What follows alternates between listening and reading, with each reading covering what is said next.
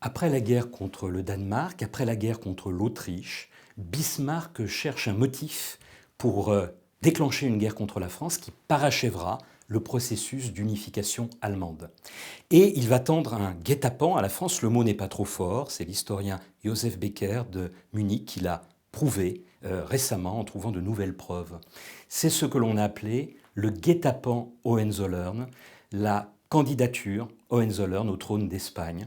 Le trône d'Espagne est vacant depuis 1868. La reine Isabelle et l'infant se sont réfugiés en France et Bismarck va pousser un candidat prussien, le cousin de son roi, le cousin du roi de Prusse, Léopold de Hohenzollern-Sigmaringen.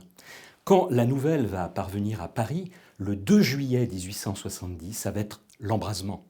La presse va s'enflammer, l'opinion publique va s'enflammer et Napoléon III va, lui qui écoutait le peuple français, suivre un petit peu le mouvement, trompé en grande partie par son ministre des Affaires étrangères, le duc de Gramont, et par son ministre de la guerre, le maréchal Leboeuf, qui, même s'il n'a pas prononcé la fameuse phrase « l'armée est prête jusqu'au dernier bouton de guêtre », lui disait quand même que l'armée française était prête et qu'il fallait être les premiers à déclencher la guerre. Les crédits de guerre vont être demandés au corps législatif le 15 juillet 1870 et le corps législatif va voter ces crédits de guerre.